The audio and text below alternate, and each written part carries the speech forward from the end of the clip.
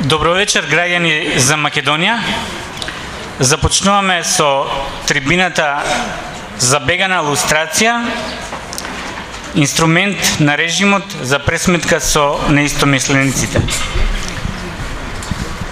Помина 7-8 години од како започна процесот на така наречена лустрација во Република Македонија и веќе имаме многу работи помина во овие 7 години, имаме многу жртви од самиот процес.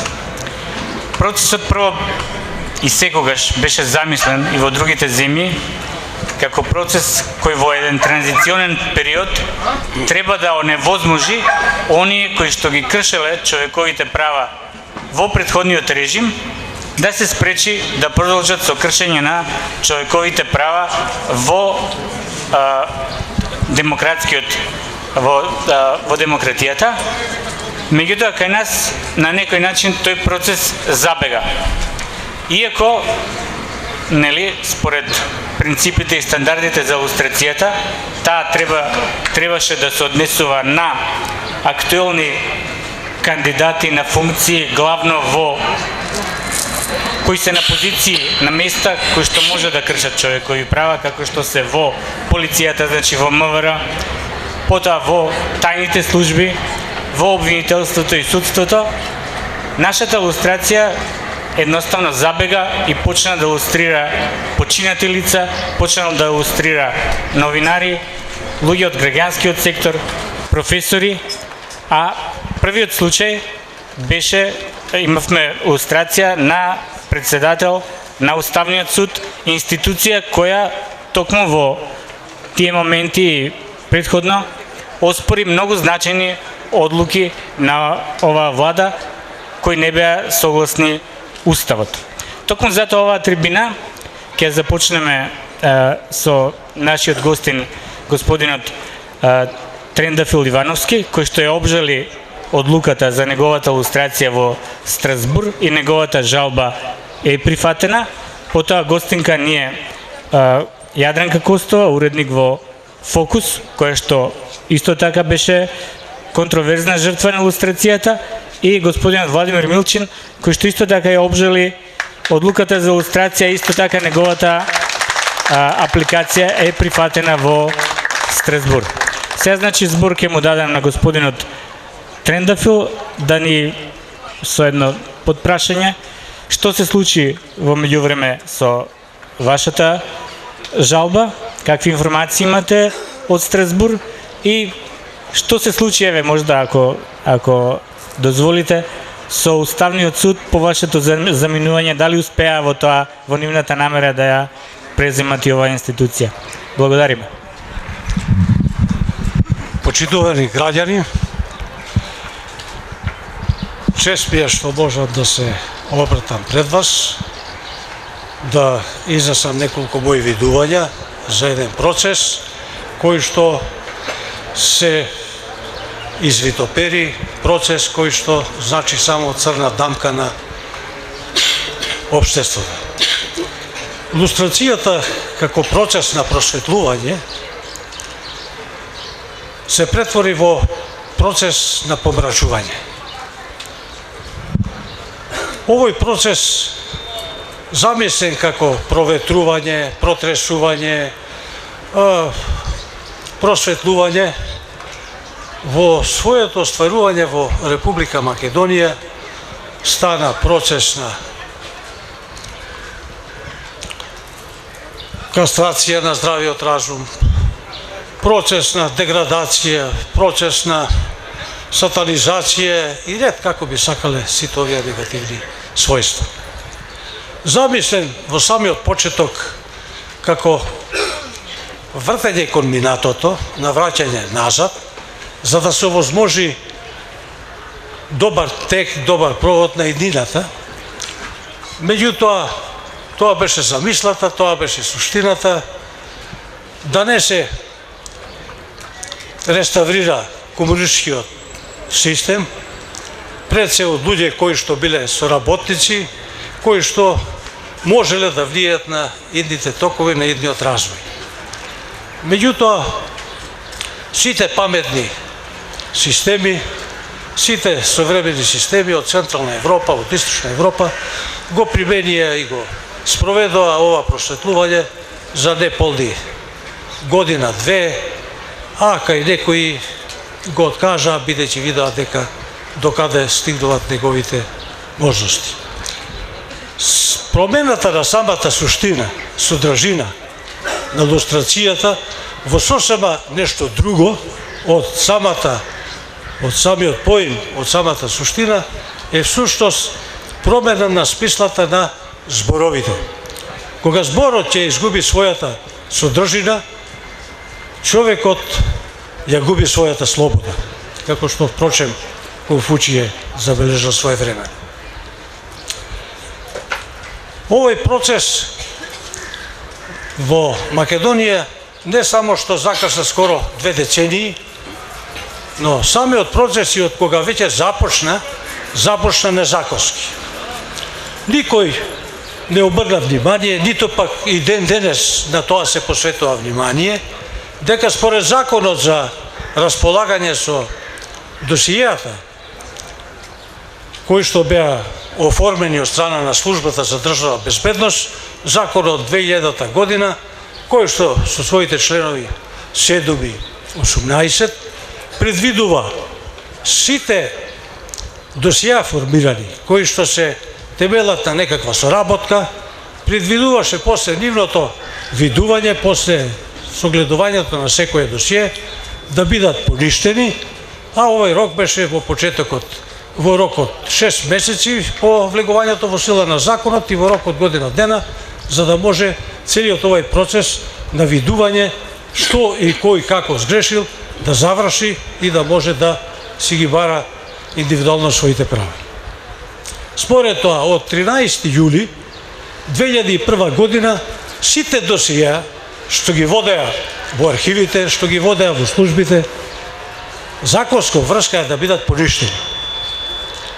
Единствено остануваат досијата кои што има историска, научна и културна вредност, а тие досија се чуваа во архивот на Македонија и можеа да бидат само користени за научна, образовна или историска дејност, а не во дејност која што кај нас се претвори да бидат трансформирани во некакви соработнички досија. Според тоа, самиот процес почна да се одвива незаконски.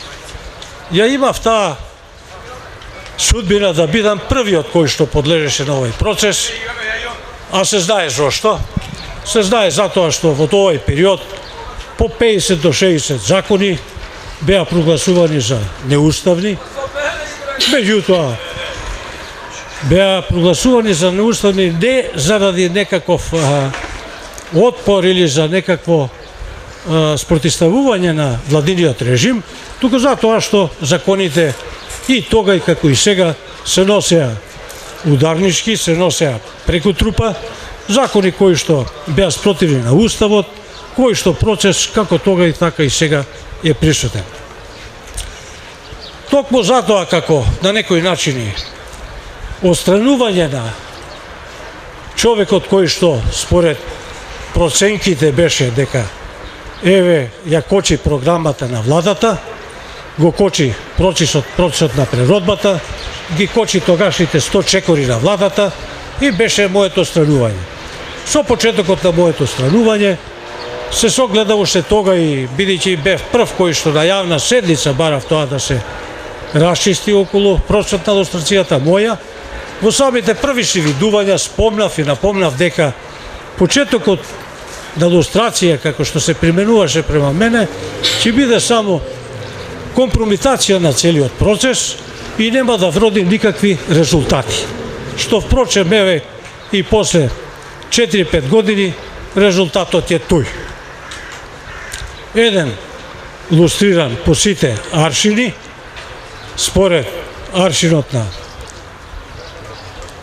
група на врхушката во владата, знаеме сите како тоа се вршеше, кој тоа го нарачуваше, послужи една комисија за обрачун со не само со мене, него и со наредните кои што следуваа за лустрација, една комисија, како и многу други тела во државата што немаат никаква содржина, кои што само се терет на данекоплаќачите, каде што само јас мислам дека ги коштам, ако не повеќе до 4-5 милиона евра, имајќи во предвид колку години, колку комисии се менуваа и стануваа, колку закони се променуваа, се тоа кога ќе го човек статистички балансира, ќе ја види и самиот чар од лустрацијата моја. Бидејќи овде беше спомнато, да скратам да може да има време и за другите колеги, мојот процес на лустрација, јас го обжалив, еве веќе 4 години и 2 месеци се наоѓа пред судот во Страсбург, имаше видување дека процесот требаше да заврши и одлука да се донесе многу порано. Овој процес не знам од кои причини, меѓутоа се релативно одоговлечи. Имаше ветување дека ќе заврши минатава година во летните месеци. Еве, се уште не е завршен, иако 99,9% процесот не може да има друг епилог, освен прифаќање на мојата апликација и тужба со која што ќе биде одговор на Република Македонија дека во лустрацијата не се придржувала на Конвенцијата за човековите права, не се придржувала на член 6, на член 8, на член 13, но тоа, еве, очекувам барам лично дека ако не, и ако се одвива како и до сега, може до крајот на годината дека ќе заврши. Ќе беше добро доколку овој процес судот во Страсбург го имаше до сега завршено, не за друго, да ја олеснеше работава на целиот овој процес во државата, да го олеснеше процесот да знаат да имат видување како и понатаму да се одвива, отимајќи во предвид од неговото практично стварување, од 190 илустрирани случаеви, дека половина се мртви луѓе, покојници, се апсурда над апсурдите, ако се има во предвид дека едно 34 луѓе се чисто наредбодавци кои што работеле тоа што морале да го работат, а другата третина се луѓе кои што дали во младоста, во добар дел луѓе кои што се занесувале со идеите на самобитноста и самостојноста на Македонија, дали основале организации за Обединената Македонија, за Македонија во рамки на Југославија, и така натаму, сите тие кои што беа оценети тога и такви организации за организации против тогашниот систем. Меѓутоа, за таквите оценки, многу од актуелното раководство не само што се подигнуваа споменици, се подигнуваат се уште и ден денес споменици за тие идеи, меѓутоа, сите овие пак што беа на линија противници, неистомисленици со нив, тие пак мораше да ја вкусат другата чорба, а тоа е чорбата на тоа на кое што се сведе.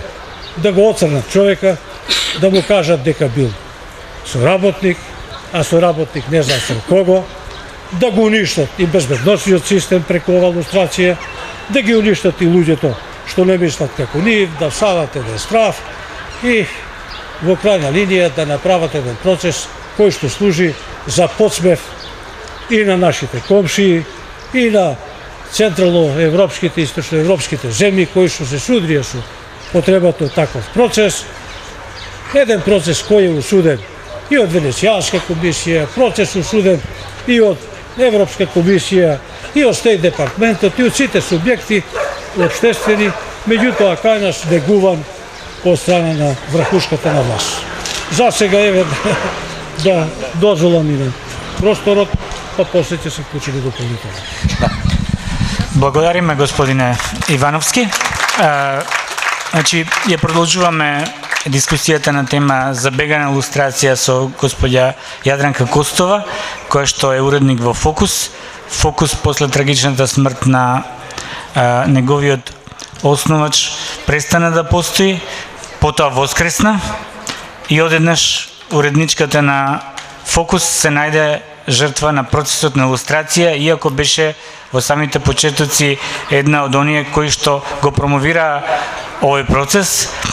И многу интересно затоа да чуеме како се случи токму како жртви на овој процес да бидат оние кои што од името на човековите права верува и повикува на една праведна илустрација, како се случи овој процес да забега, како се случи да стане доживотен, да не речем, председател на комисијата за илустрација господинот Томе Аџиев, иако нема никакви ниту уставни, ниту законски, ниту било какви основи тој да биде председател на таа комисија. Повели Јадранка. Благодарам. Па, лустрацијата ни е забегана затоа што ја спроведува и ја креира една забегана власт со забегани извршители на нејзините намери. Фокус беше вестникот кој ја промовираше 2006-2007 лустрацијата како процес на прочистување. Но многу брзо, откако почна првите досија да се објавуваат, излегоа неколку кои навистина делуваше апсурдно да донесат одлука дека тие луѓе биле соработници на поранешните служби.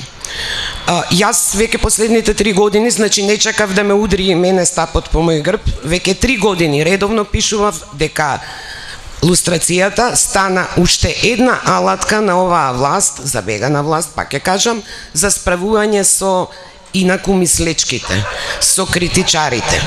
Значи, ти имаат и други алатки. Јас можам од една страна да речам среќнат сум што не завршив како Кежаровски во притвор, дека ова е нели помало зло, но заплашува леснотијата со која оваа власт се справува со секој што критички размислува, особено оние кои жестоко ја критикуваат.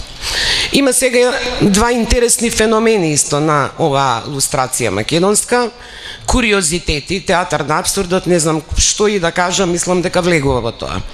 Како прво, од она што го анализиравме кога пишувавме на стартот за лустрацијата, беше дека оние луѓе кои соработувале со некогашните тајни служби, кодошеле пријатели, колеги, и тоа го правеле нели за пари или заради некаков напредок во кариера.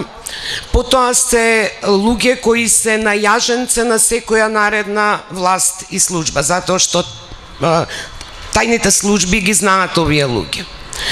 Во Македонија излезе дека поддржувачите и апологетите на режимот се чисти, таму немате соработник ни еден на поранешните служби, а од друга страна, значи, оние кои контрирале на оваа власт, излегоа соработници. Значи, ако некој навистина бил соработник, еве поаѓам лично, зошто би го кревала толку гласот против оваа власт? Но тоа е тоа.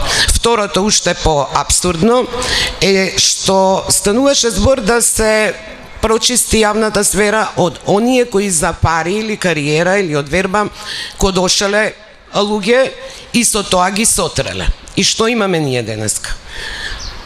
Дел од членовите на комисијата за лустрација за пари, кариера или функција жигоса и сотреа неправедно луѓе. Ја не можам за сите да говорам затоа што не сум ги ни читала сите досија, но постојат неколку кои се специфични. И еден да е, и тоа е доволно. Така што мислам дека ќе треба да дојде време овие луѓе, бидејќи тоа го прават од свој личен интерес, сотреа на кодошија и жигоса луѓе еден ден да бидат тие самите лустрирани.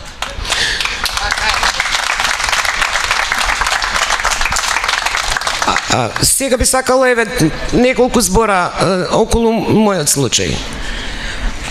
Станува збор, прво извади еден документ, мислам малку беше казната од началникот Сашо Мјалков за клевета и тоа за пренесена изјава на еден екс-амбасадор.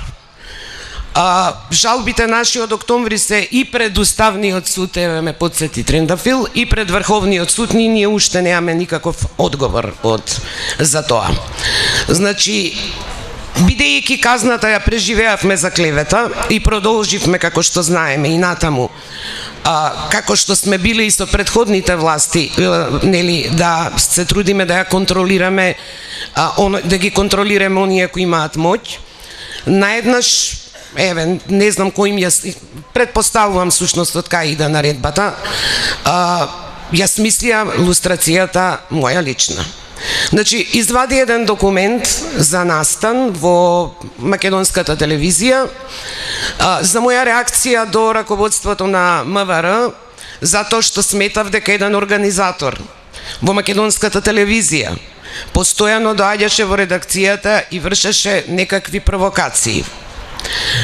Сето тоа се случуваше во еден бурен период која ни претеа и нас суспензии.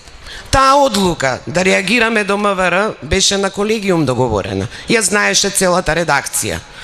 Значи, навистина да се чудите што има во тоа, кога тоа му го кажав ми на организаторот.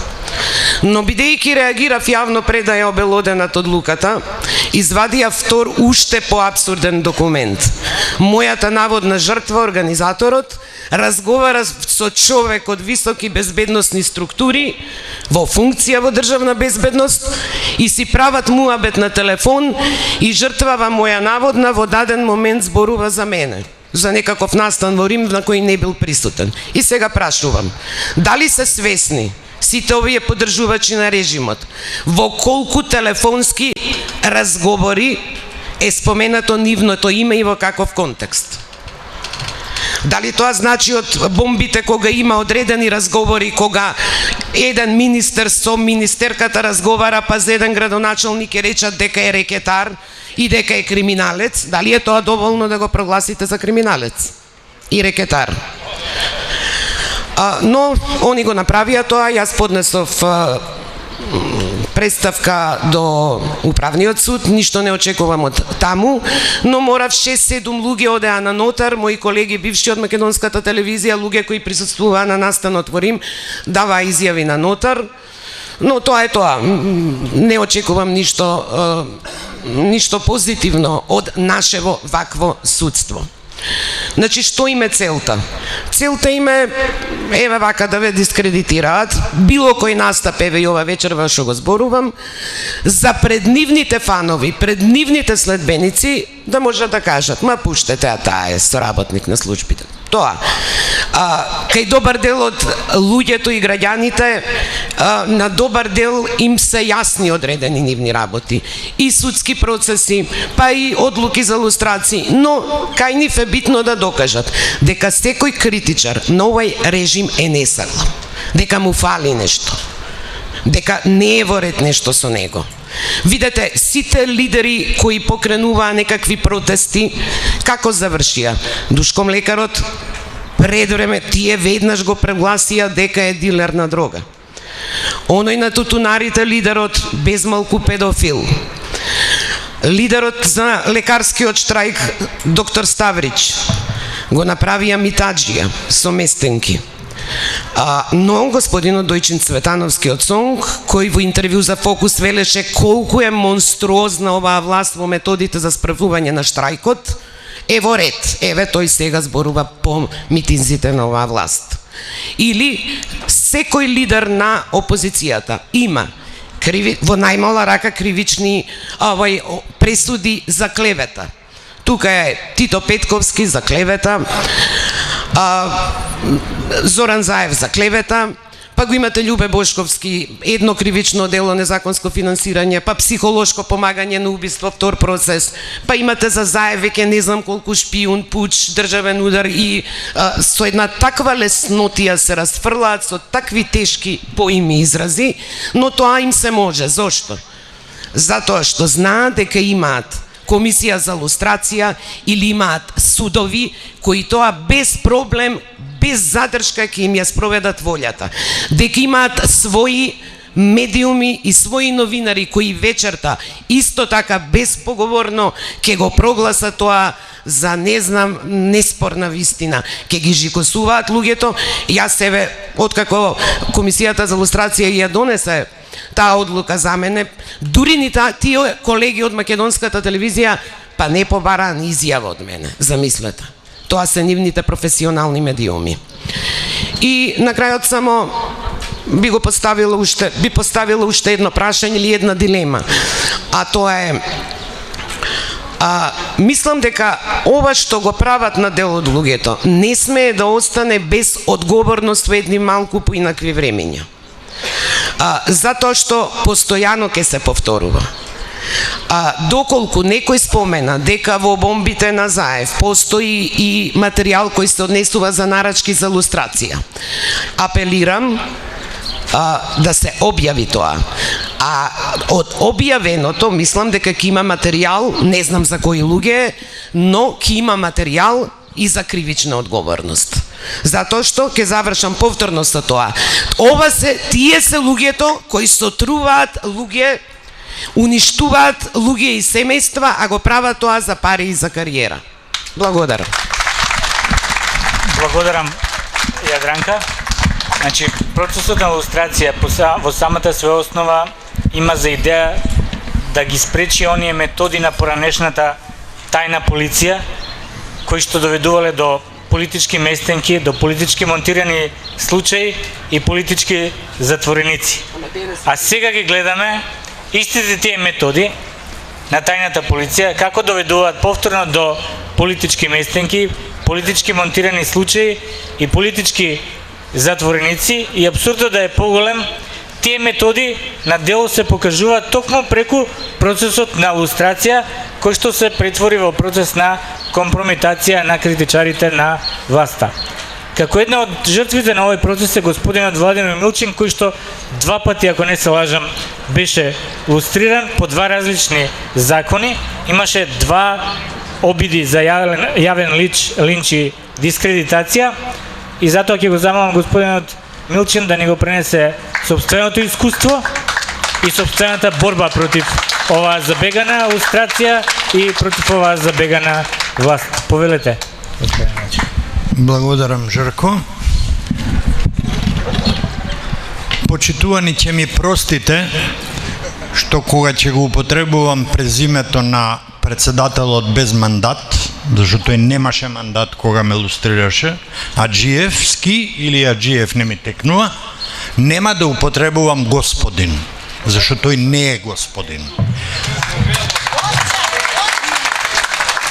Тоа би било исто толку морбидно како кога некоја жртва на шпанската инквизиција, спалена на клада, би го нарекла господин шефот на инквизицијата во Шпанија во тоа време, кој се викал Торквемада.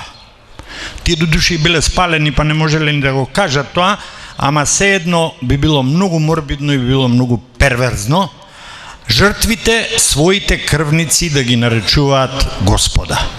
Тоа е малку премногу. И тоа говори за некој сериозен дефект во нашето општество, со кои просто се израмнуваат жртвите и крвниците. Тоа говори за сериозен проблем во едно општество и мислам дека нашето општество го има тој проблем. Јас бев еден од првите противници и гласни противници на лустрацијата од многу едноставна причина. Знаев што се случуваше со лустрацијата во Полска, например. Лех Валенса беше обвинет дека бил кодош на тајната полиција. Беше поведен процес против еден член на Европарламентот од Полска, кој беше еден од 5 основачи на полската солидарност. Во Чешка република имаше обид да биде лустриран Јан Каван, кој беше еден од 5 јасни, гласни и затворани нееднаш повеќе пати дисиденти во некогашната Чехословачка република. Токму затоа бев предпазлив, тоа беше првата причина. Втората причина беше затоа што знаев дека ќе се случи токму тоа, дека во комисијата мнозинството ќе биде партиски инструирано, ќе биде партиски диригирано, а за да може полесно да се прави тоа, ќе бидат избрани фрустрирани луѓе кои во својата професија не направиле многу. Разни писателчиња, квази историчари и така натаму и така натаму. И они одлично, безпоговорно ја извршуваа својата задача. Денес, секој ден кој ќе поминам, Сидор него постави овој кампот покрај споменикот на Славко Јаневски, кој беше илустриран починат, ми се крева утробата. Но не и се. Јас мислам дека тие што гласаа за лустрирање починати луѓе, за лустрирање невини луѓе, не треба да бидат лустрирани, тие треба да бидат кривично гонети. Во нашава држава моментално има закони според кои тие може да си ја добијат казната согласно на делото, затоа што клеветеле, прикривале, искривувале и така натаму и нанесувале штета и на мртви и на живи. Да биде перверзијата поголема, на семејствата на починатите лустрирани им е потешко отколку на семејствата на живите. Затоа што досијата на починатите, кои треба да бидат основа, нели, за лустрирање, не се објавени. И нивните деца или внуци, сопруги и така натаму, немаат врз основа на што да го оспорат решението. Значи, постои пресуда, не постои аргумент. Значи, те тепат, а ти немаш право ни да плачеш, ниту ти, ниту твоите потомци. И тоа е правда. Каква правда е тоа? Тоа личи на системи во кои сте имале тајни полициски или параполициски организации кои пресудувале тајно, никој да не знае и никому не одговарале. Имале лиценца да осудуваат и да убиваат, бога ми. Нам тоа ни се случи во 21. век. И тоа е страшно. Тоа е веројатно една од најстрашните алатки на овие што владеат со нас. Овде имам маицата на која е бројот на моето досие. Досието ми е отворено во октомври 1976 и водено е до јули 1987. Го отворила службата за државна безбедност. Зошто? Затоа што ме сметале за анархолиберал, припадник на граѓанската десница, човек кој сака на репертуарот на Македонскиот народен театар да бидат поставени пиеси од Богомил Ѓузел и Миле Неделковски, кои тогаш биле налепени со етикети како националисти. И тоа стигнува до тоа дека се појавува една ужасно опасна формулација, дека организирано и систематски сум делувал на уривање на уставниот поредок. И со тоа е, поради тоа, со таква формулација е одобрено прислушување телефонско. Така да за мене ова сега што случува не е никаква новина. Половина од ова досие има транскрипти од мои разговори со моите мајка и татко. До таму оделе. И сега имате наеднаш ситуација дека човекот кој е така наречен ПО значи предходна оперативна обработка, после која може да следи пресуда или може да следи толку да ве притиснат па да подпишете дека ќе соработувате, се труделе, признавам. Ама не го добиле тоа.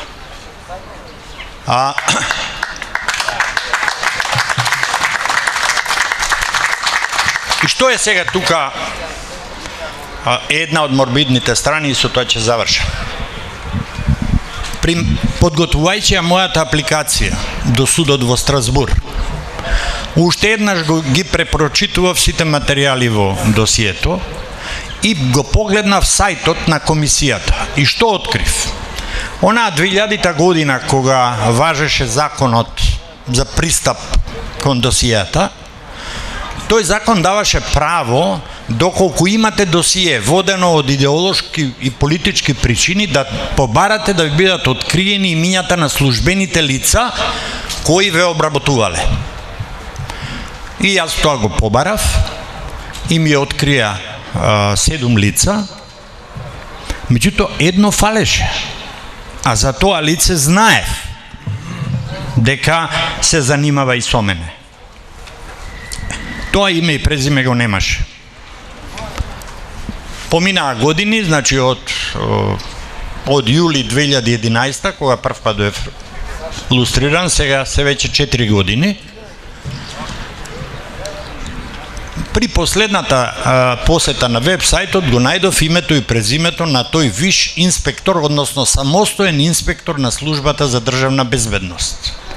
Тој е лустриран. Тој е лустриран после мене. Значи, крвникот е чуван, жртвата е лустрирана, и сега го читам образложението на комисијата и вели дека тој, нели, така, друга приказна е дали тој морал да го работи тоа, бидејќи тоа му била професијата, башка приказна. Меѓутоа, манипулацијата на овој Аџиевски, во што се состои?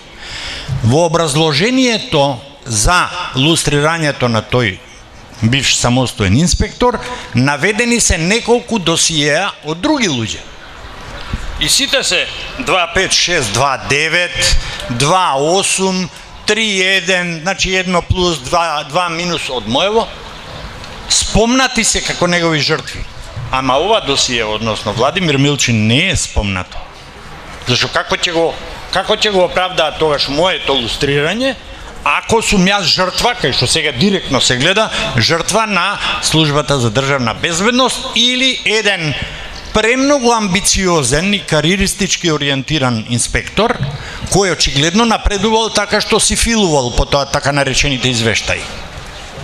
Значи, ова што сега се случува е всушност репетиција на најлошата страна, кога имате служба за безбедност која не е изложена на доволно строга контрола на граѓанството, на парламентот, на соодветни тела и така натаму, а сега ми се чини дека таа контрола е уште помала отколку во можеби најтврдите години на претходниот режим, 48, 49, 50, нели, по резолуцијата на Информбирото.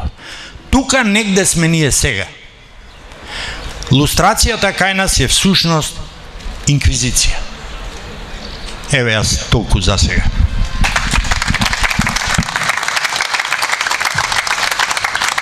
Благодарам, господине Милчин. Она што го покажа бомбите на опозицијата е дека и сега имаме прислушкување на критичари на власта, независно дали се од припадници на политички партии, новинари или активисти од граѓанскиот сектор, кои што се прислушкувани врз идеолошки и политички основи, односно и дека за нив се водат досиеа. И оттаму, нели, логично е да се постави прашањето што треба да се случи сега со оние кои што водат сега во овој момент досиеа од идеолошки и политички причини, а исто време спроведуваат лустрација за претходно водени досиеа од идеолошки и политички причини.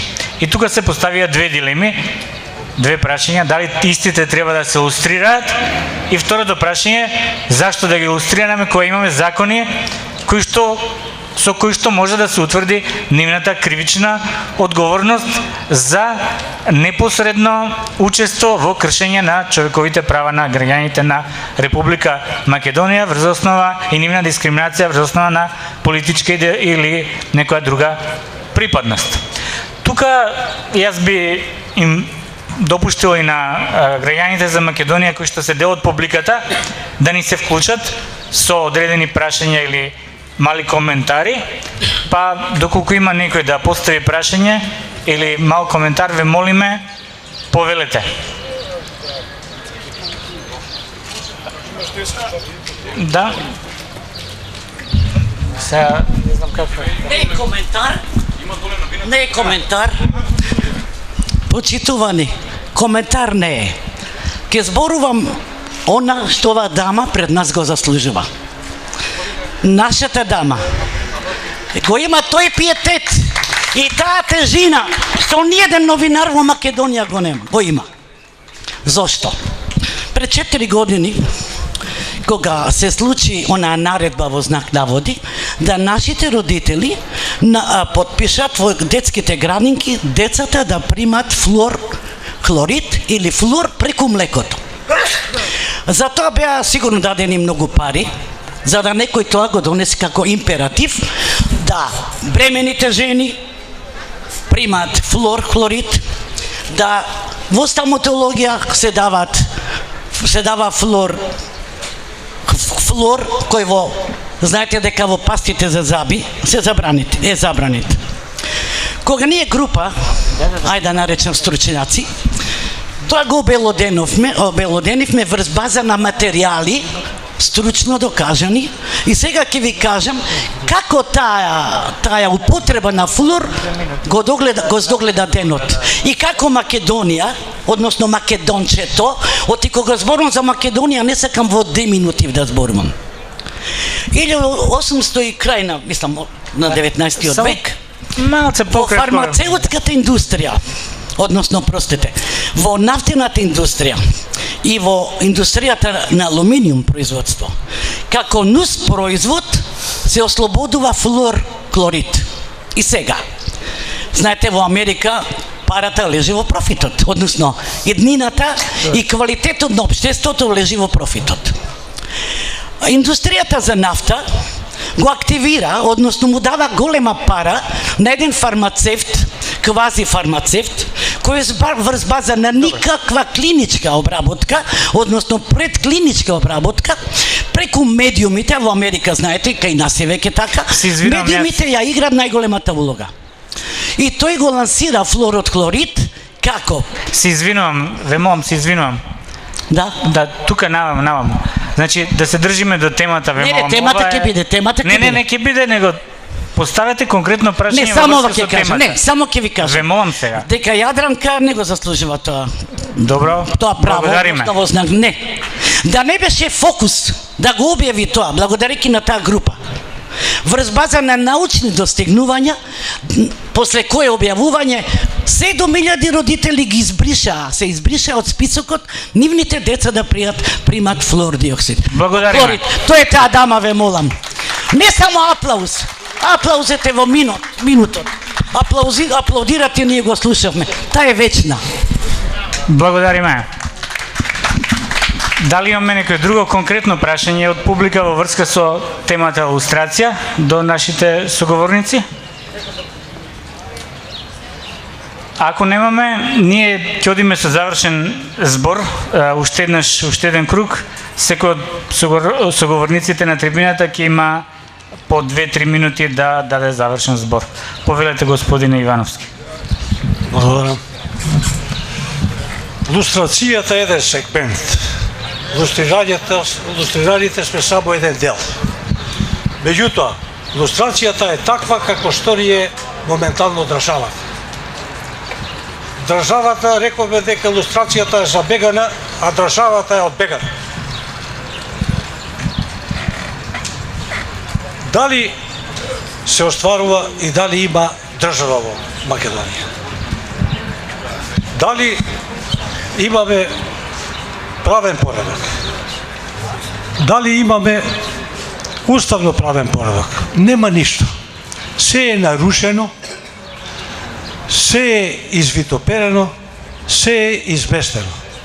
Ако немате владење на правото, ако нема демократски систем, ако не се остваруваат темелните вредности на уставот, ако не се остварува уставот, а тоа е факт дека не се остварува, според тоа ние имаме устав, немаме уставност. Целиот систем функционира на криви основи.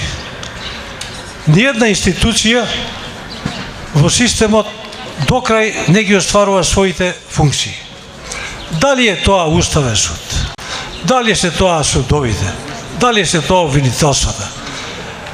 сегде е нарушен уставниот принцип на работа, сегде е нарушен законскиот принцип на работа и не можеме ништо по ефикасно или нешто по-солидно да очекуваме кај лустрацијата. Лустрацијата е само еден верен одраз на системот и на узурпаторите на системот. Да системот, државата која е направија не само болна, туку ја нападнаа да скоро и да не постои. Во таков систем да не чуди што се лустрира еден Славко Јаневски, што се лустрира еден Коле Чашуле, што се лустрира академици, дали е тоа било кој од академиците, било кој од слободумните мислечки луѓе, уште повеќе да не зачудува и лудоста за лустрирањето на мртвите дејци, на мртви луѓе, на покојници, кои што го дале својот живот во крајна линија и во изградбата и на поранешниот систем, дали беше комунистички, дали беше социјалистички или беше квази некаков систем меѓу нив, меѓутоа крајните оценки некој си прифати кај илустрацијата да ги оцени дека еве во тој комунистички систем се граделе такви односи, тој систем изнедрил такви агенти, такви соработници, Бог да чува, кои што ако останат во системот натаму, дека тие ќе го вратат тај стар комунистички систем. Кој ќе го вратал тај стар комунистички систем? Зарам еден, еве тоа Шубја, кој што бил лустриран и чие досие е отворено кога немал 18 години. Кога со самото тоа ниту можел да биде нит малтретиран од полиција, меѓутоа го малтретирала. Или пак тој систем ќе го руши еден Коста Балабанов. Или тој систем ќе го руши Иван Катражиев. Кој да го спомнеме, или тој систем ќе го руши кој што животот го дал 40 години во кариера еден Милчин. Или ќе го руши една Јадранка Костова, која што умееше во даден момент да се спротистави и да укаже на желатите на низиниот основач на вестникот. Според тоа, колку ние да се лутиме и колку да мислиме дека само лустрацијата е негативен процес, тоа се должи на негативните процеси во самата држава, во самиот поредок кој што се води така како што се води и кој е причина да сите ние бидеме денес овде и кој е причина да очекуваме дека еден ден ќе се тргнеме од овде кога овие позади нас ќе се тргнат од таму. Благодарам. Благодарам, господине Ивановски. Јадранка, завршен збор. Па јас би се задржала за крај нели што понатаму. Јас искрено речено последниве години многу не го следев процесот за лустрација. Едноставно оваа комисија начело со оваа власт и влада успеа да го компрометираат до крајно самиот процес на прочистување, кој ако се спроведувал по правични принципи би имал некакви ефекти. Вака го компрометираа. Со тоа доколку и да се промени тој состав на комисијата и да се промени власта, толку е извикана лустрацијата, да што и да откриете утре што било криено по нивните фиоки, ќе делува реваншистички.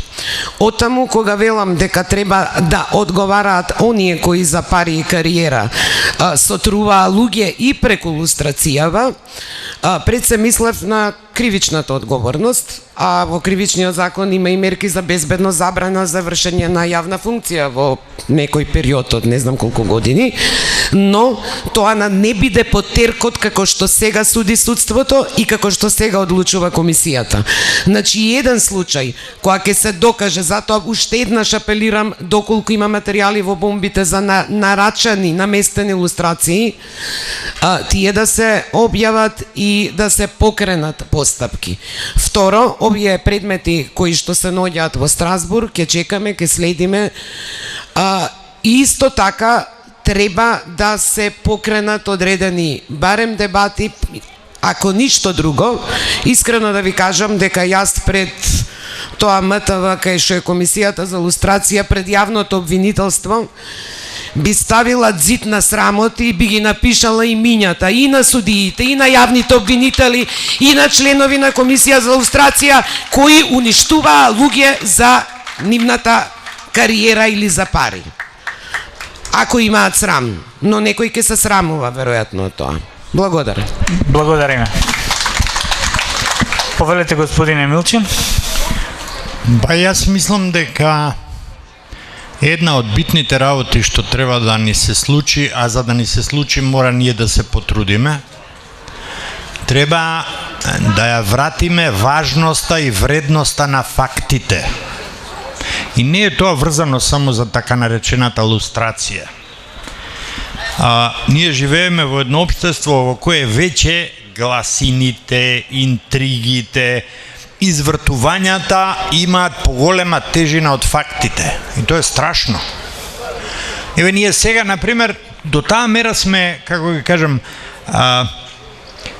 наполнети со разноразни гласини, извртувања и така натаму, што ни паѓа имунитетот. Ја, например, баш во име на почитувањето на фактите би кажал една работа. Да, Славко Јаневски е илустриран, посмртно Коле Чашуле не е. Важно е тоа. Коле Чашуле не е илустриран.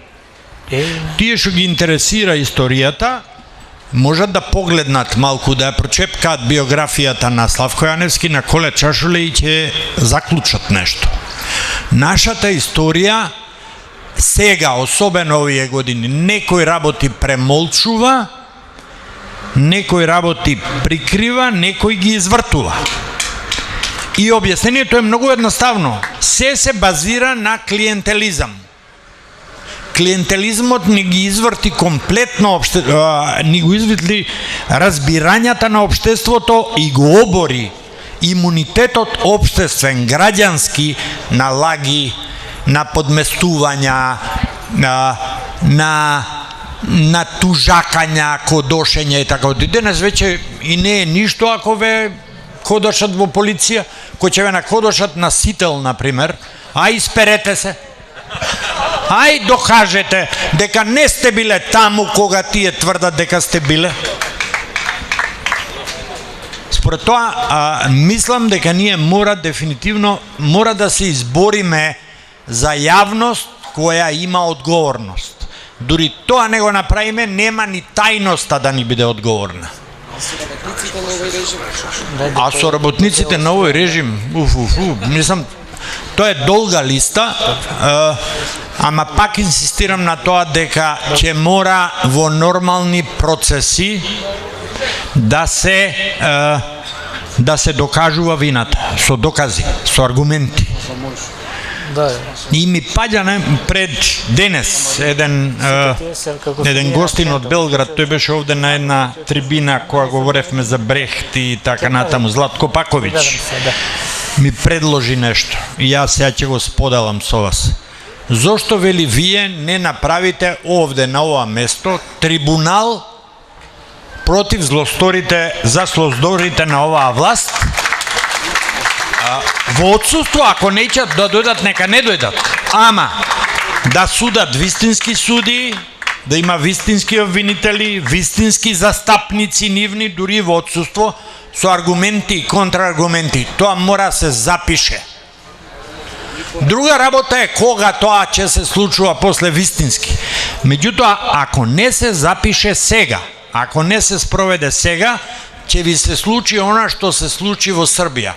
Милошевиќ падна, ама мали Милошевиќи ја пополнија празнината. Чекај. Еве јас толку. Да. Благодариме. Малку реплика од господинот Трендафил Ивановски. Благодарам. Да нема збрка меѓу нас, барам. Коле Чашуле, Лазо Мојсов, Панта Марина, Александар Христов, можда и Благој Попов. Сите овие кои што биле обвинители, кои што биле судии во процесот за Методија Ченто, Андонов Ченто, сите се лустрирани. Меѓутоа, во регистрот нивните имиња не се наведени.